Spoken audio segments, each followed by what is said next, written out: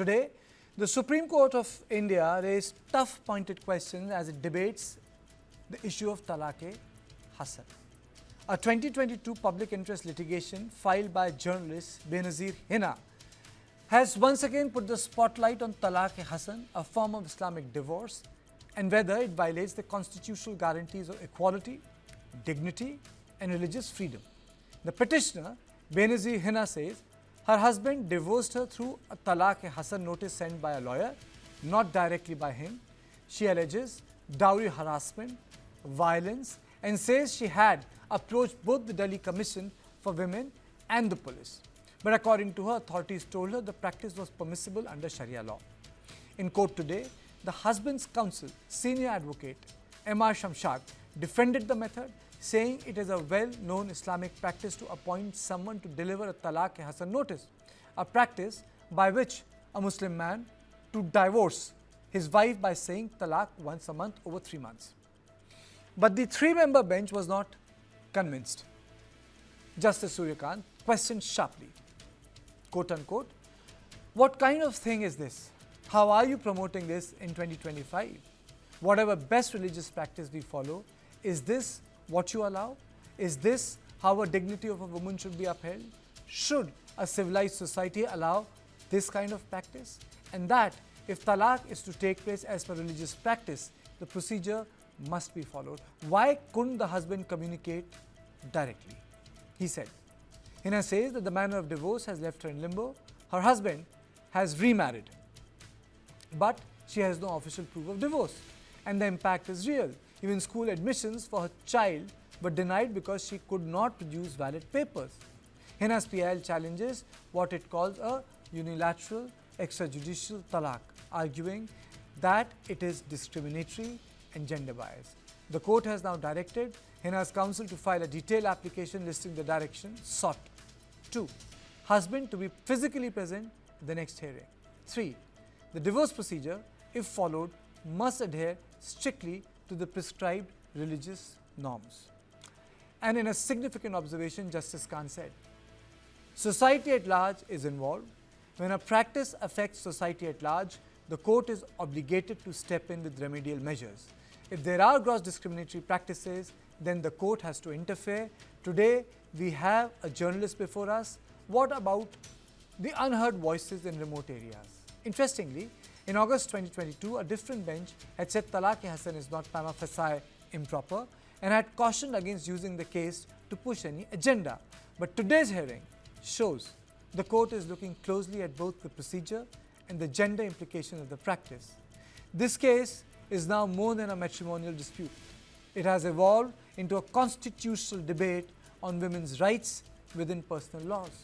The matter will be heard again next Wednesday, but if triple talaq was struck down as arbitrary, is Talaq-e-Hasan any less discriminatory when misused?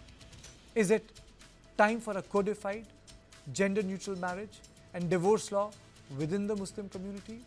How do we protect women who don't have the reach or privilege to approach the Supreme Court, unlike the petitioner who is a journalist? Should women continue to rely on courts to fix gaps in religious procedures? On this issue, I am joined by Zeba Khair, Advocate Supreme Court of India, and Rekha Agarwal, again Advocate Supreme Court of India. Thank you both of you for joining me. Let me take opening comments from both of you and then I'll put in my questions. Zeba, first to you, and then I'll go to Rekha. Your opening comments on this story. I think it's a very important aspect, or rather legal issue, which is pending before the Honorable Supreme Court. I think it was time, because what has been happening that in practice, the two arbiters that are to be appointed, both one from the side of the lady and one from the side of the husband, is in practice not being done. So while the procedure laid down in the Holy Quran, rather in the Hadith, which emanates from the Holy Quran, is that at the time when notice is sent by the husband, and nowhere is it written in the Holy Quran or in the Hadith that the notice has to go via media. It can go straight from the husband to the lady, and there he has to propose that they must sit together with two arbiters, one from her side and one from his side, in order to ensure that the separation, if at all, is done in terms where it is beneficial to the lady, so that there is proper, she has to be taken care of, her future has to be secured. If she has property, or if there is any rights of property, if they have a joint property, then that has to be divided. She has to be protected, her children have to be ensured a good, enough that they have a good future. And all of that has to take place at the time when the two arbitrators sit. And either they stay together in a marriage, the result of this discussion between them should result in that, or if there is a separation, the terms have to be decided. And so that valid and the most important part of the procedure, as laid down also subsequently by Honorable Supreme Court in 2002 in Shamimara's case, is actually not being done in practice. Okay. So what happens is that we need to put that procedure in place. Okay. Rekha, your opening comments? I would still stay over here that it seems that what Ziba is, with utmost respect, trying to say is that this form of a talaq is not per se, unfair, but only the procedure needs to be followed. But personally, my view would be what the Honorable Supreme Court has opined, that you may look at it whichever way you would like to, but still it remains a unilateral extrajudicial form of a divorce, which is unfair to the woman, it is unfair to the woman. So supposing the procedure had been followed in the particular case which is there before the Honorable Court, and had the procedure been followed, it would still be unfair, because here the wife does not have any say at all. The husband decides to grant a divorce by pronouncing talaq at 3 times within 3 months. So isn't it the same? How different is it from the talaq-e-biddat? Over there, it was assumed that form of talaq, it takes place in haste, out of a rage, without any application of mind. Any husband just says talaq, talaq, talaq, and talaq takes place. There also the Supreme Court had interfered in this matter and given its opinion, granting justice to the woman, because the Mohammedan women also in our country, per se, at the same time, they also have the protection of the constitution. While our constitution permits, it permits religious independence. You can follow any religion that you want. But if any religious practice, if any religious procedure, which with respect to Ziba, she's pointing out, if the procedure is followed, even then it will still be unfair. Because even if the complete procedure, the steps are followed, step by step it is followed, but the woman doesn't get a say. Within 3 months, instead of saying it's talaq, talaq, talaq in one breath, it takes 3 months. So it is just a prolonged agony. It is rather, the woman is waiting for the second divorce to notice to come to her, and then the third within 3 months. So how is it different?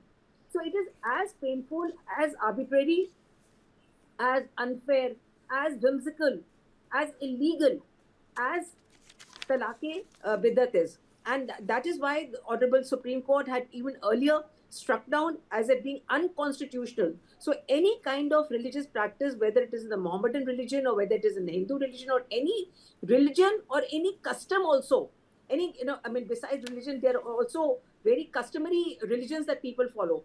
Any kind of practice which is unfair to any particular gender, whether it is to the woman or to the man, that needs to be struck down. And I think that I'm very, very happy as a woman that now the Supreme Court has raised very valid questions, that are we in a civilized society?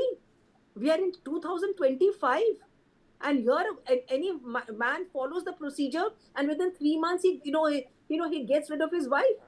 And if the other aspects are taken care of regarding maintenance and regarding division of property, Okay. then can the divorce still be upheld? No, Okay. it cannot be. The Okay, woman so never got the right to put her so mind this, abroad. this brings me to another issue. Even if we look at the debates in the Constituent Assembly, before the Constitution was adopted, issues of reforms specifically related to women in religion, they acquired a larger narrative of community. So why does reforming religion from the gender perspective for women becomes such a tough issue? This is my question to Zeba. See, again, I think my colleague has, of course, she said what we usually see is written all over, but what needs to be understood that only if after two sessions of arbiters sitting across the table, nothing, it does not result in a reconciliation, then there is a talaq that is pronounced by the husband. But having said that, it if in case these talks are prolonged, it is not necessary that it has to have just a month's time in between.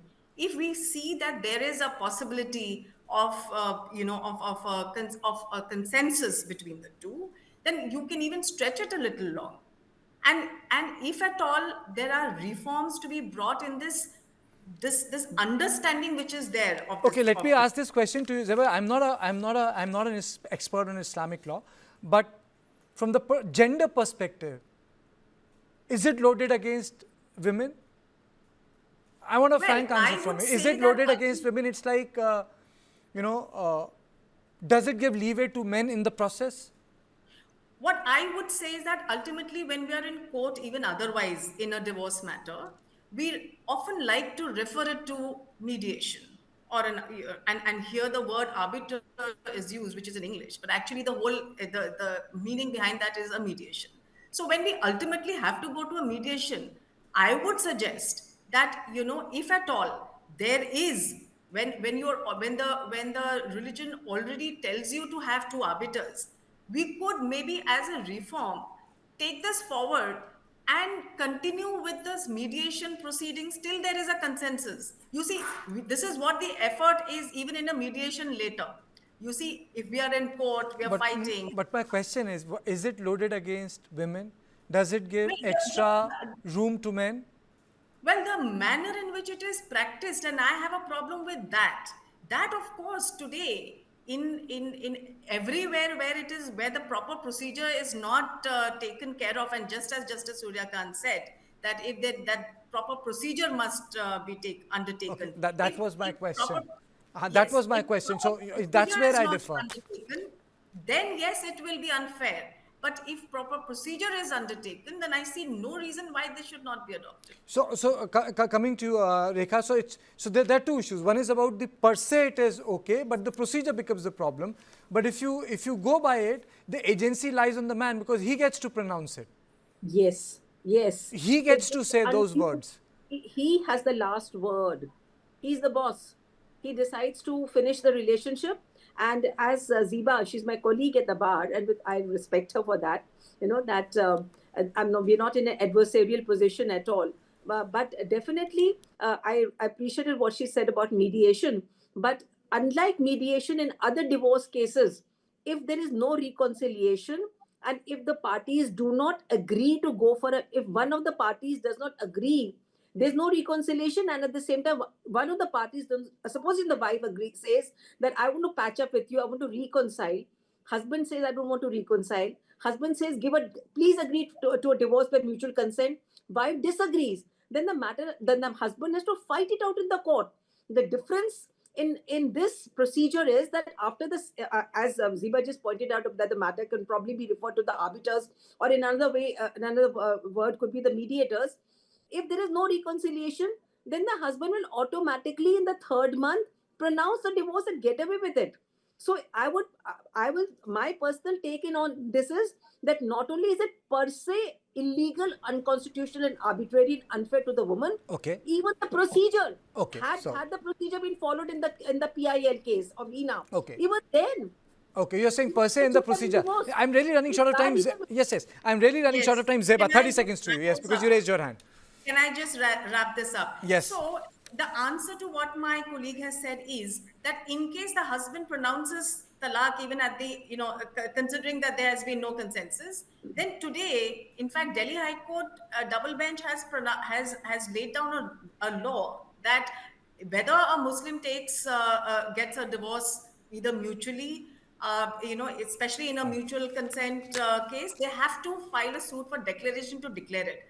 I have, in fact, in a case that came to me in a similar manner, where the husband pronounced talaq despite me giving a reply to say that, look, you've not come forward at all. I have challenged this process by stating everywhere that I'm not unmarried. Today, I'm still his wife. So he has had to file a suit for declaration to declare his divorce as legal, to which Okay. I have obviously opposed to say that. So we are back in court and we have that facility. So Okay. civil courts allow us to do it. I can challenge that divorce. I can Okay, you say can that this challenge that. divorce is not per se illegal. Okay, so you're saying basically that can be challenged. Rekha, 30 seconds to you. I really need to go I in would for a say that break. no, I would say that in case I think the only court which has the power to kind of pronounce divorce is the Honorable Supreme Court by exercising Article 142 in cases of irretrievable breakdown of marriages. So I think that this is high time that we had a gender neutral society. We had a uniform civil court, and Supreme Court should be given the power to to kind of dissolve such kind of marriages, not any religion, whether it is the Hindu religion or whether it is the Islamic religion. Okay, okay, thank you both of you. I think it was far more enlightening for me in context of different opinions on this issue.